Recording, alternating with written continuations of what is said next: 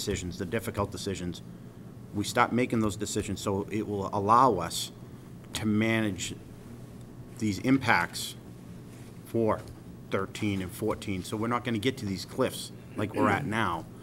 And here we are managing a massive cliff. You know, you add in that $500,000 into that number right there, and that's pretty significant. So I don't want to get to 2013 and we find ourselves with these same cliffs. That maybe we have to start making decisions if we're going to make adjustments and cuts, that we make them a little deeper in 2012, so it makes it a little less in 2013. It's a different strategy. It's a different philosophy. Give it some thought. Particularly if you've got another $375,000 dropping off the table, which is being used in a level service budget.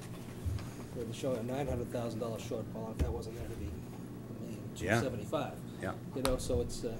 And we have to keep into account that we're going through contract negotiations with possible changes, and the schools are going through some changes. So we have to take all that into account for 2013 and 14. So let's not just make cuts if we have to make cuts or adjustments just to get through 2012, because I think that's short-sighted. That may be only part of the equation. We may have to look at that onto itself, but as you're suggesting, look forward a few years. Well, out of fairness to the employees, I think we should, because we shouldn't be torturing them every year. And we've already had years where this board's had to ask them to take 0 pay raises, and that's an awful thing, especially in this tough economy. But I think it's far better than laying them off. Right. That's right. I understand, Paul. I'm not saying you guys did a bad thing. I'm just saying. There's plenty of people out there that are unemployed, losing homes, and we've been able to maintain jobs. Yeah. Unless we have cooperation, I don't know if we're going to be able to say that as we get closer and closer to 2012. Well, I mean, if you look at the assumptions I've made assumptions in there of some give back, right, in terms of health insurance, and it's still short. Right. We're 1.2 with that change. You can't give what we No, don't with the have. change, we're 1.2. So that's our deficit. You can't give what we don't have. I think the contract negotiations are going to have to reflect that. Bob, thank you for putting this together, by the way. Give it our best shot. Spreadsheet. It's very helpful. Well, this is just, it's the beginning. Yep. No. Just to get people thinking about what lies ahead. Maybe there's some upside somewhere that might pop up, and who knows? Sell the Berry project. Yeah.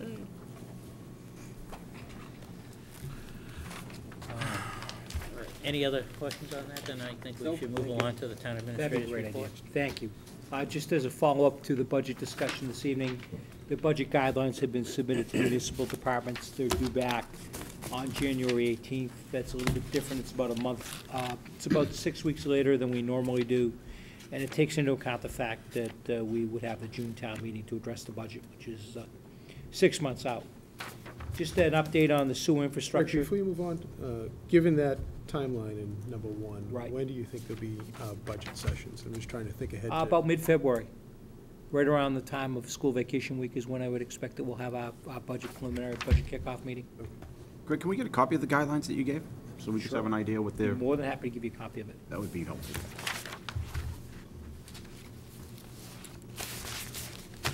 You do that for all of us? I'd be happy to give you as many budget guidelines as you would like.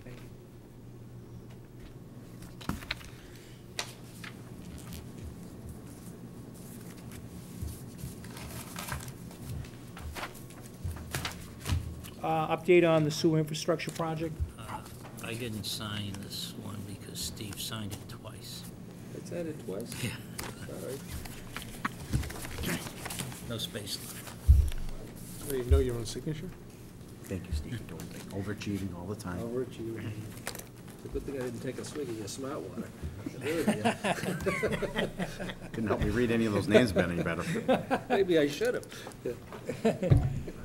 Let me address some good news. The economic infrastructure study, which was to look at the sewer project, $50,000 was approved at town meeting.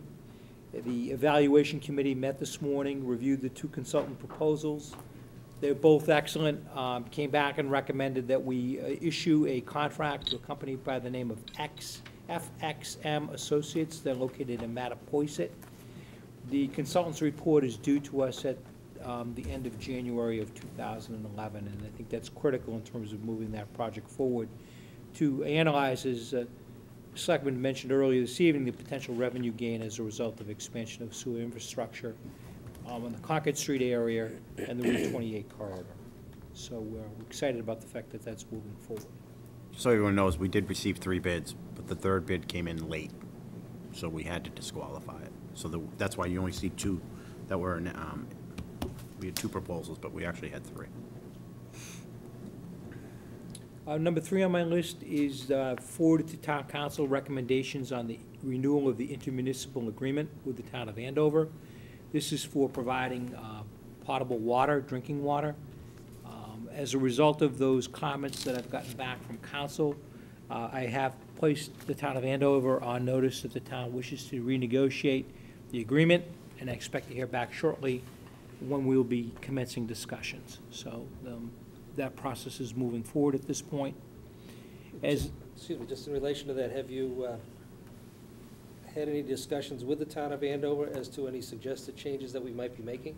We began our discussions back in September. We did approach them relative to the water crisis that we had back in July. We indicated to them that as a result of that crisis and how it was handled, we would be looking for certain changes in the intermunicipal agreement concerning what considers to be an emergency and their ability to limit water supply to the town of North Reading. So they have been given an update in terms of that, but we wish to withhold the final version of what that looks like when we submit to them a written proposal, and I expect that to happen very shortly. And were they sensitive or? They listened to our comments. There was no commitment that was made. Simply acknowledged the fact that we had concerns about how that emergency was handled back in July.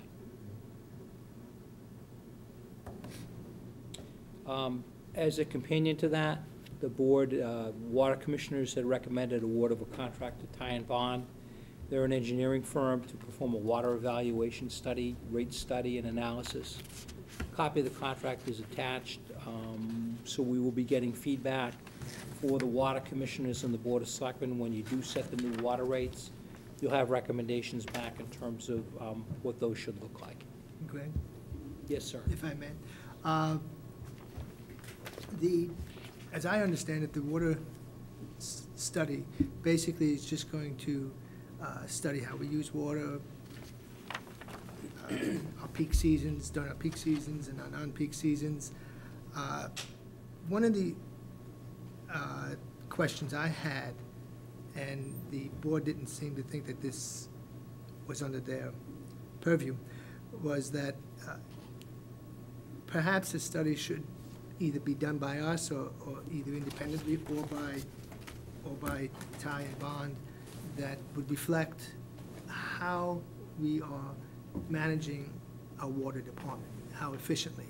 Because every time you consider rate increases, the question comes to, are you efficiently managing whatever you're doing? And in this case, it's water.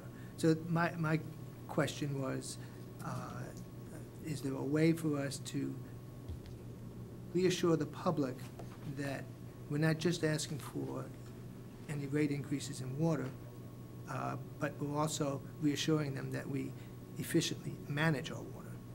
Is there a way of doing that? We certainly can look at that. Keep in mind that over $1 million of the water department budget is for the purchase of water from Andover, which is purchased at their residential rate plus 20%.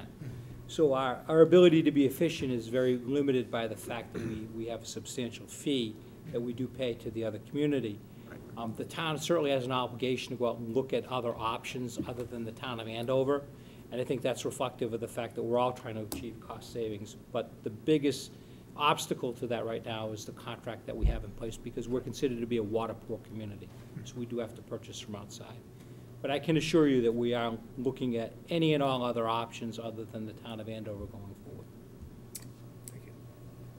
Well, we're talking about water.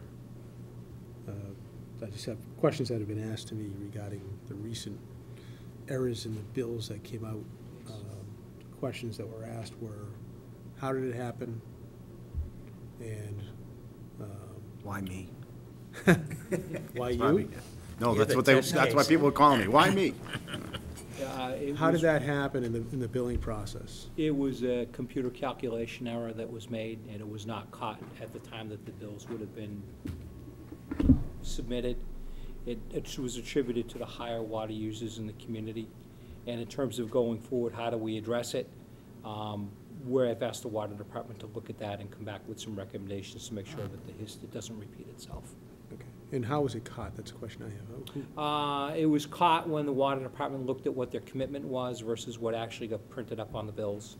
So what they do is they would submit to the collector's office a commitment, which is X dollars, and when they do a run sheet of what the bills actually went out at, there was a discrepancy, which caused us to go back and analyze where those numbers. I liked how it was caught quickly. It was, how it was addressed Right. after the error was Right. found. In And terms certainly anyone who has gone ahead and paid it, we will go ahead and issue a refund. The one question I had, Greg, was, are the water bills processed through Munis? Yes, they are. They are now. Yes, they I are. wasn't sure that could happen. Yes, they are. So was it an issue with Munis? I'm not sure of that, and I'm not going to state that that was the case. Thank you.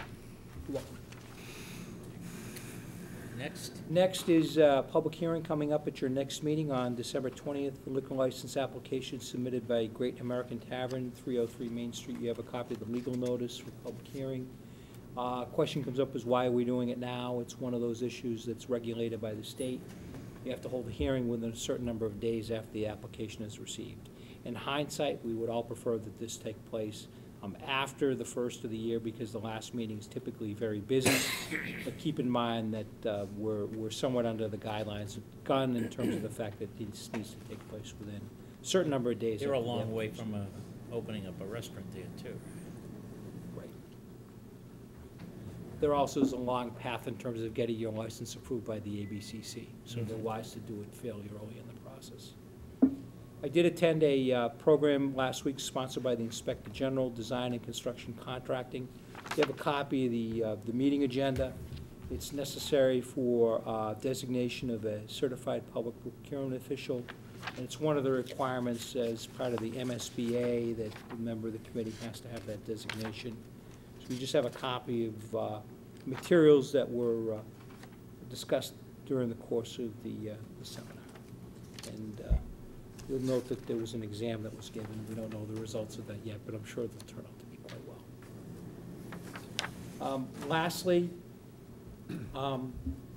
we are beginning the transition, Board of Selectmen and CPC, to have all of the Board of Selectmen meeting packets distributed electronically. Mr. Chairman, as you know, you've been doing it for the last couple of meetings. We have purchased through a state grant program iPads, so that the board will have the freedom of being able to have those available at your meetings. We will be transmitting, beginning our first meeting in January, all of our information electronically. Hopefully it will work out well. Seems to be working out pretty well so far. We've got a couple of little glitches that we're trying to deal with, but we do have a town-wide policy governing the use of town-owned computer equipment. We'll distribute that to the members of the board and the CPC, and we will embark upon this new program beginning the first of the year. So I'm optimistic that it's going to work out quite well and free you from piles of paper. Greg, in looking at this, and just a comment, which I think would be very useful, is for example, the presentation tonight was part of the packet. When the PDFs are generated for those kinds of documents, there should be a separate PDF for that as part of the meeting package. Or any other kind of report that would be in the normal packet. In other words, if there was a report or a contract, those should be separate documents. And the reason for that is that in the process of storing them, those are the kinds of things one might want to go back to and look at. And having that specific document that you can find Right. readily I think is very important. Also, when